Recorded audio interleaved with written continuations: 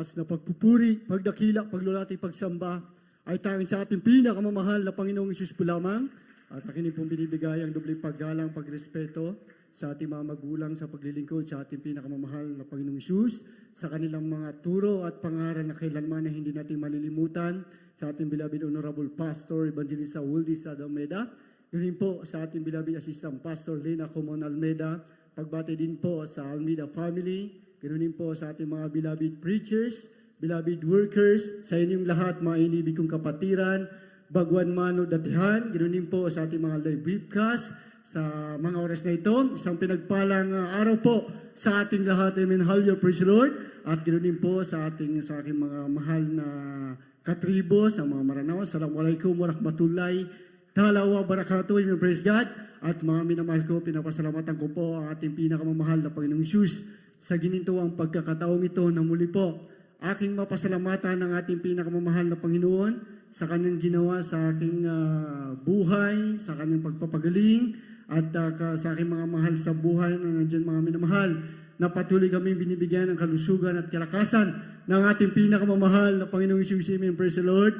At yun po mga minamahal, sa hindi pa po nakakarinig ng aking patutuo sa aming mga mahal na bisita, baguhan, sa ating mga live webcast, mga minamahal, ako po ay isang dating Muslim, galing pa po sa tribo ng Maranao, sa dako po ng Marawi City, mga minamahal, at talagang mga minamahal ating pinakamamahal na Panginoong Isus sa aking pinanggalingan relihiyon, mga minamahal.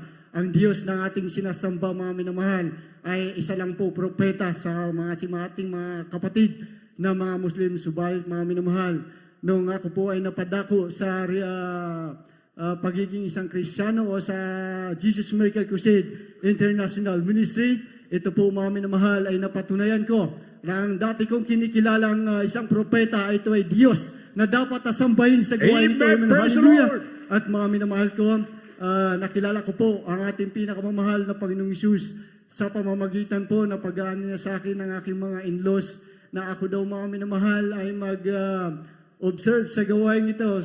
At nandiyan po, na dahil po sa respeto ko sa aking mga in-laws, ako po ay nag-observe sa gawain ng ating mahal na Panginoon. Diyan po sa dako ng PFBR, mga minamahal, ng mga panahon yung mga minamahal, sa aking isipan, hindi po pumasok sa aking isipan na ako po ay maging isang Kristiyano o sumapi sa ganito, mga minamahal. Subalit, nandiyan po ang ating pinakamamahal na Panginoong Isus. Habang ako po ay nag-observe sa gawain ito, nandiyan narinig ko ang mga nagpapatotoo sa harapan na sila yung mayroong karamdamang cancer at saka ulcer. Ganon din yung kinagat ng aso, mga minamahal. Subalit sa kanilang mga patutungian, sila yung pinagaling ng ating pinakamamahal na Panginoong Isus. Ang inyong amang lingkod, mga minamahal, ay may karamdamang ulcer sa mga panahon na yan. Nung ako pa ay nag-aaral ng high school pa ako, mga minamahal. Subalit nandyan nung ako po ay nanalangin at inamon ko bilang ako isang baguhan sa gawain ng ating mahal na Panginoon, inamon ko ang ating pinakamamahal na Panginoong Isus na kung totoo na siya ang Diyos na dapat paglingkuran. Ako rin po ay pagalingin sa aking karamdaman nung tinawag po yung mga baguhan sa harapan. Ako po ay pumunta sa harapan at tinanggap ko ang ating pinakamamahal na Panginoong Isus at nagpabautismo sa pangalan ng ating pinakamamahal na Panginoong Isus Kristo. Yung karamdaman, mga minamahal, na matagal ko nang inihinda, mga minamahal ko, na kapag inaatake ako niya, mga minamahal, talagang yung aking tiyan, sobrang namimilipit po sa sakit na halos hindi ako makahinga. Subalit nandiyan ang ating mahal na Panginoong Isus, pinagaling ng ating pinakamamahal na Panginoon. Hallelujah. Salamat sa ating pinakamamahal na Panginoon. Ganoon din po sa aking mga mahal na kapatid, sa aking mga loved ones, mga minamahal, na nung una, na talagang dahil bilang isang Muslim, mga minamahal, sa aking pinanggalingan, pag pinanganak ka pong Muslim, mamamatay kang Muslim, hindi ka po pwedeng tumiwalag o humiwalay sa relihiyon, sapagkat kahit hindi niyo po kamag-anak, ay ikaw ay usigin nila.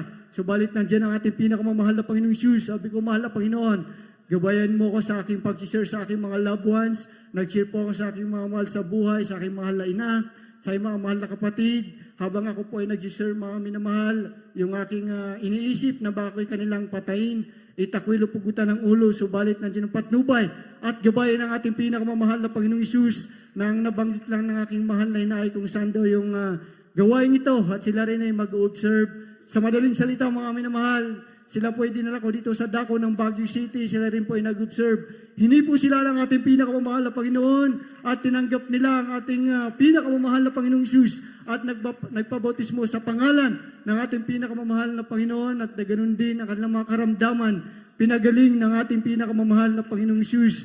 Ang akala ko nung una, mga minamahal, ako po ay natsambahan ng ating pinakamamahal na Panginoon sa aking karamdaman. Subalit nandyan yung karamdaman ng aking mahal na kapatid na yan na mayroon po siyang bukol sa tiyan, mga minamahal, na matagal nang inihinda, na hindi rin po siya nagkakaroon ng buwan ng dalaw sa loob ng 6 na buwan, mga minamahal. Subalit nung nabautismohan sila sa gawain ng ating mahal na Panginoong Isus, yan po ay tinunaw ng ating mahal na Panginoon, yung bukol na yan, at pinagaling ng ating pinakamamahal na Panginoon. Ganun din po, mga minamahal, sa aking dalawang pamangkin, ng parehas sila pong pinanganak na may asma, mga minamahal. Subalit, nandyan din ang ating pinakamamahal na Panginoong Isus. Yan din po ay pinagaling ng ating pinakamamahal na Panginoong Isus. Kaya napakabuti ng ating pinakamamahal Amen. na Praise the Panginoong Lord. Isus. Amen. Praise God. At mga minamahal ko, i-share ko lang din, mga minamahal, lately, bago lang, mga minamahal, na talagang yung aking struggle, mga minamahal, o ang aking pananakit ng aking tagiliran na ako po ay na-diagnose. Year 2020, mga minamahal, na ako daw ay sabi ng doktor, mga minamahal, nung ako ay nag-a-apply papuntang ibang bansa, mga minamahal, na ako daw ay may bukol sa tiyan, mga minamahal, na nakitaan ako ng 3 kristal, mga minamahal. Subalit, sabi ng doktor, bumalik daw ako sa kanila at iti-check nila ulit, bibigyan ako ng gamot. Subalit yung mga minamahal, yan po'y binaliwala ko, mga minamahal. Subalit sa aking pagpapatuloy sa ating pinakamamahal na Panginoong Isus sa loob ng 4 na taon, mga minamahal, araw-araw po yan, mga minapal. Pagka sumasakit talagang yung aking tagiliran, mga minamahal, aking likod, mga minamahal, talagang namimilipit sa sakit. At dumating sa point, mga minamahal, na talagang yung katigasan ng ulo ng inyong mga lingkod, mga minamahal, yung mga bawal po na pagkain, kinakain ko na, katulad po ng mga noodles, mga minamahal, mga processed food, mga minamahal. Yan po yung aking kinakain. Mahilig din po ako sa maalat, mga minamahal. Hanggang sa lumaki po yung bato na yan sa aking kidney, mga minamahal. Talagang sobrang sakit, mga minamahal, na hindi ko lubos akalakin na magkakaroon ako ng sakit na gano'n, mga minamahal. Hallelujah.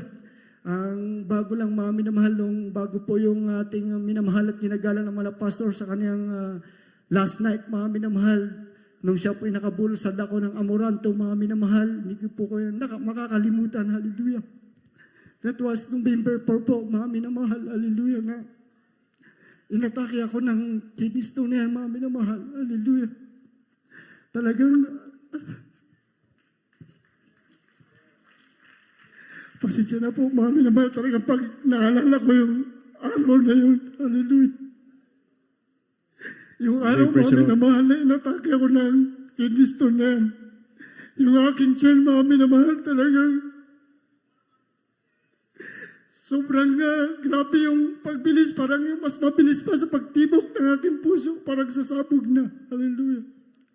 Hindi ko mawari kung ako'y upo, tatayo, iiga, tatagilid, mga minamahal. Pasintabi po sa kumakain, hindi rin po ako makadumi, hindi ako makaihi, naghalo-halo na. Hallelujah.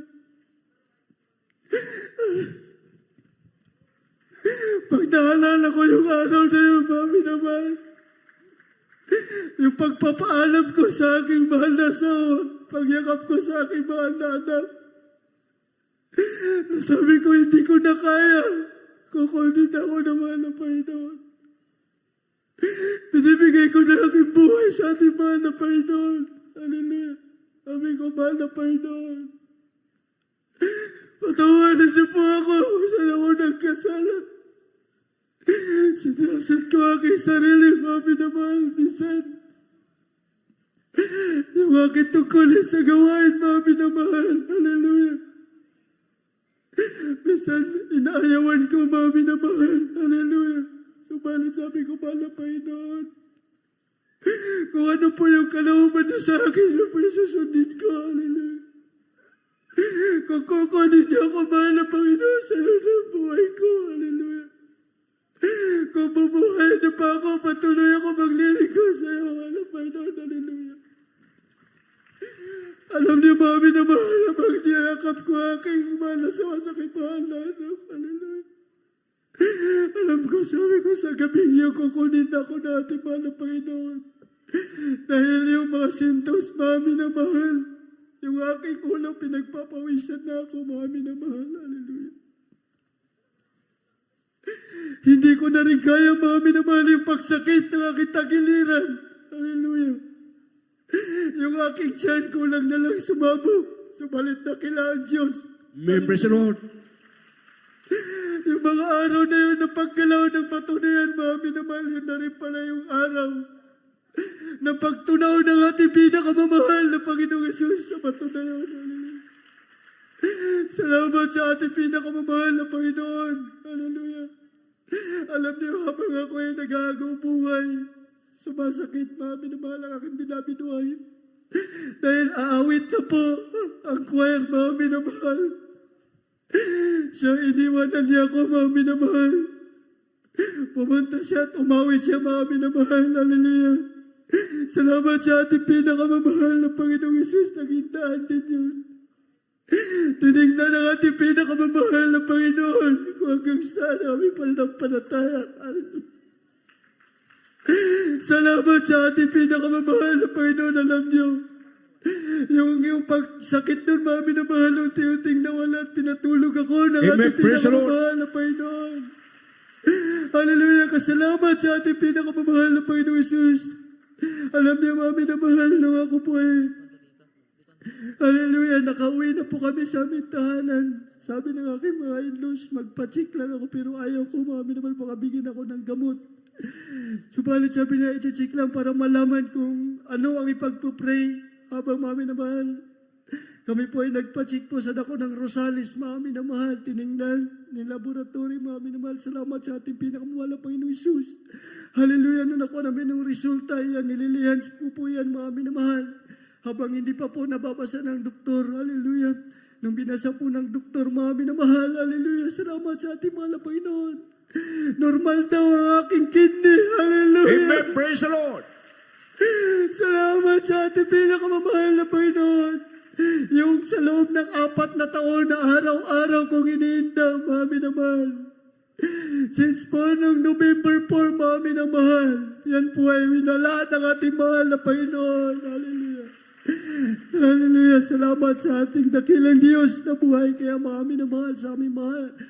Mahal na mga bisita. Hallelujah. Pag nakakita ko na may karamdaman, naalala ko yung pagsakit ng aking kidney, mami na mahal na kami ng palataya sa ating mahal na Panginoon. Pinagaling kami ng ating pinakamamahal na Panginoong Isus. Kaya salamat sa ating pinakamamahal na Panginoong Isus. Alam niyo, kung isa-isahin ko, mami na mahal, yung pagpapala. Himala ng ating pinakamamahal na Panginoong Isus. Kukulangin po ang ating oras, mami na mahal. Pinapasalamatan ko ating pinakamamahal na Panginoong Isus. Walang humpay na pasasalamat sa mga pagpapala na pinagkakaloob niya sa amin, sa kalusugan, kalakasan na aming natatamo sa pangaraw-araw. Kaya salamat sa ating pinakamamahal na Panginoon. Kaya hanggang dito na lang po ang pinakamataas na pagpupuri, pagdakila, paglulati, pagsambay tayo sa ating pinakamamahal na Panginoong Isus po lamang.